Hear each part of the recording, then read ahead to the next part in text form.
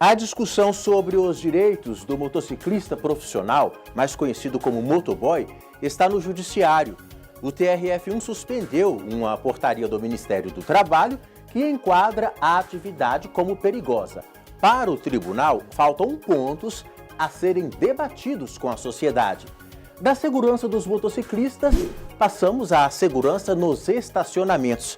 Entenda por que o TRF1 decidiu que a universidade não pode ser responsabilizada por furto de carro ocorrido no estacionamento da instituição de ensino. O Inteiro Teor resume as principais decisões do TRF da Primeira Região. Acompanhe a partir de agora.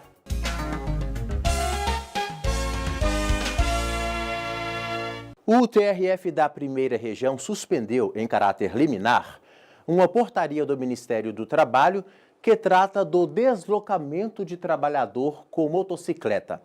A portaria enquadrou esta atividade como perigosa, mas, sem entrar nesse mérito, a Justiça entendeu que faltou debate com a sociedade antes da edição da norma, o que poderia levar à inclusão até de outros direitos aos motociclistas. Rubens trabalha há mais de 30 anos como motociclista. Ele conta que, independentemente da época do ano, faça sol ou faça chuva, sempre que sai para fazer uma entrega, percebe que está numa atividade arriscada. Mas é dela que ele tira o sustento da família. O risco maior em tempo de chuva é o escorregadio, as pistas escorregadias, sem contar em alguns trechos de buraco e alagamento, né? E do tempo de sol, certo? Geralmente é motorista que dá aquela entradinha, aquele corte, e a gente está sempre no meio ali ou no canto dali, e aí favorece aí um acidente.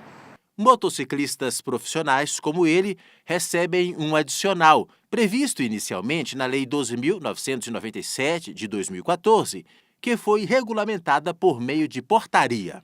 Pela Portaria 1565, editada em 2014, aqui pelo Ministério do Trabalho, a entrega de mercadorias, como documentos, bebida e comida, realizada com a utilização de motocicleta, representa uma atividade perigosa para o trabalhador.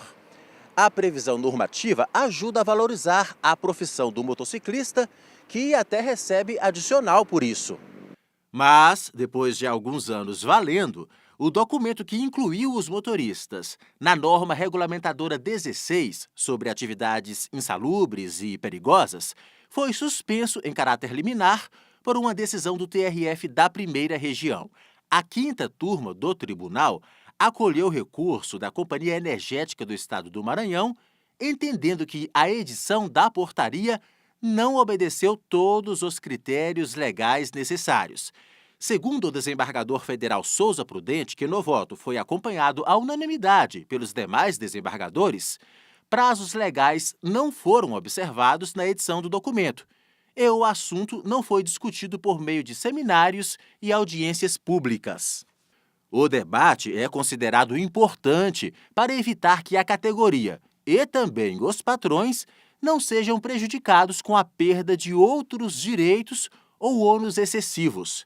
Nós procuramos a Coordenação de Normatização e Programas do Ministério do Trabalho, que disse ainda não ter sido oficialmente comunicada da suspensão da portaria. Mas o coordenador da área, Elton Machado, explicou que, como a periculosidade dos motociclistas ainda dependia de outras regulamentações, nos últimos anos, esforços foram feitos para editar uma nova portaria, ouvindo todas as partes envolvidas. A expectativa é que o novo texto seja aprovado em breve. Essa matéria foi sem consenso para a Comissão Tripartite Paritária Permanente, que é o órgão máximo tripartite, envolve trabalhadores, empregadores e governo, e foi feita uma comissão menor, uma comissão com representação da própria CTPP e desse grupo de trabalho tripartite, para que não se jogue fora o trabalho que o pessoal fez, buscando o consenso. Nisso aí o progresso foi muito grande, nós conseguimos avançar bastante e ficou apenas por um pequeno trecho onde não se conseguiu um consenso. Tem todo um texto, né, que vai ocupar mais ou menos uma lauda de regulamentação, e todo ele com consenso, com exceção dessa pequena parte no final. No Distrito Federal e em outros estados do Brasil, a categoria dos motociclistas está otimista quanto à manutenção do direito ao adicional de periculosidade. O presidente do Sindimotos DF, Luiz Carlos Garcia Galvão, disse que os colegas apoiam a regulamentação do tema e acompanham as providências que estão sendo tomadas pelo Ministério do Trabalho para discutir a matéria e aprovar uma nova portaria, se for necessário. Isso aí a gente já tivemos diversas reuniões, já está o texto já para ser publicado a qualquer momento. Portanto, a periculosidade do trabalhador, a profissão de risco, ela existe por força de lei federal, 12.997 de 2014. Então, ela tem que ser paga a qualquer momento. O que está sendo discutido é o novo texto, quem vai receber e quem não vai receber. Olha, no nosso portal você encontra outras reportagens sobre as decisões do TRF da Primeira Região. Basta clicar em notícias e ficar por dentro de tudo. E veja a seguir, Universidade Federal não pode ser responsabilizada por furto de carro ocorrido no estacionamento da instituição de ensino. Daqui a pouco, no Inteiro Teor.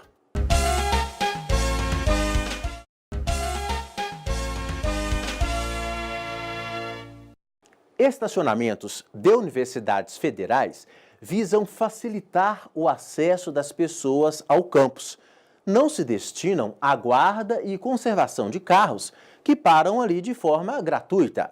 Foi essa uma das explicações do TRF da Primeira Região ao negar o pedido de ressarcimento ao autor de uma ação após furto em um carro. A situação é diferente quando se trata de estacionamento que cobra do cliente, como é o caso de faculdades particulares e shopping, por exemplo. Acompanhe. A estudante Júlia Oliveira já passou por 2 situações inseguras na Universidade de Brasília. Em pouco mais de um mês, ela teve o carro arrombado 2 vezes em plena luz do dia. A universidade tem segurança privada nos estacionamentos que eles ficam rondando, então eu cheguei a comunicar a eles, só que eles ficam de mãos atadas porque eles não podem fazer nada, eles não podem comunicar a polícia, é só mesmo para recolher informações para casos de estatística. Então eu cheguei a comunicar a eles, mas assim, não mudou muito a situação e aí depois do segundo assalto, eu comecei a vir com outro carro. Quando pode, ela inclusive dispensa o carro para ir à universidade. A gente fica com esse medo, esse receio porque você pode estacionar em qualquer lugar. Na vez que assaltaram meu carro estava assim, num local bem visível, não estava assim longe de movimentação, então a gente fica de mãos atadas porque a gente faz tudo o que cabe a nós de segurança, tranca o carro, não deixa nada visível nos bancos, coloca em locais visíveis, mas acaba que essas coisas não impedem o assalto. Como o estacionamento é público, Júlia não pôde responsabilizar a universidade pelo ocorrido. Mas em Minas Gerais, uma empresa de seguros procurou a justiça para pedir à Universidade Federal de Uberlândia indenização por danos materiais pelo furto do carro de um de seus segurados que estava no estacionamento da instituição de ensino. Em primeira instância, o pedido já foi negado. A seguradora então recorreu ao TRF da Primeira Região. Alegou que a universidade tem contrato com a empresa de vigilância que atua na fiscalização de veículos no estacionamento, inclusive identificando os condutores, e por isso não pode se eximir do furto ocorrido nas suas dependências. Ao analisar o caso, a 6ª turma do tribunal ressaltou que os estacionamentos nas universidades federais visam facilitar o acesso ao campus, não se destinam à guarda e conservação dos carros que ali param de forma gratuita. Ainda segundo o colegiado, o fato de ser proprietária do campus não obriga a instituição a indenizar tais danos. O relator, desembargador federal Girair Aram Meguerian, destacou que o serviço de vigilância destina-se somente a proteger o patrimônio público da instituição e não assegurar bens de terceiros. O advogado Euro Júnior dá mais detalhes sobre o assunto. São estabelecimentos públicos, é área pública onde os carros estão estacionados e não há nenhum proveito econômico dessas universidades em fornecer isso para os alunos. Entendeu?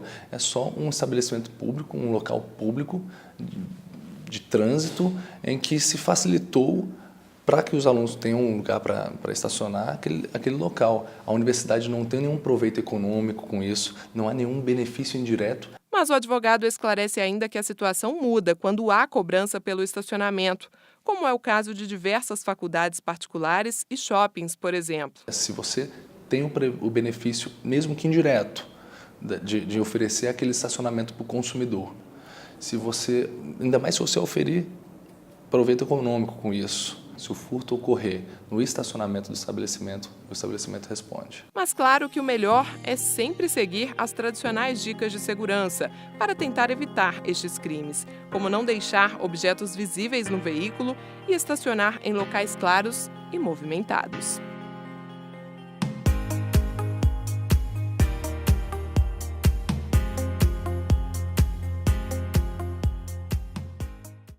É isso. Outras notícias da primeira região na semana que vem. Você pode acompanhar as reportagens do Inteiro Teor e outras notícias do TRF da primeira região no nosso portal e no YouTube. Estamos também no Facebook e no Instagram. Até o próximo programa. Tchau!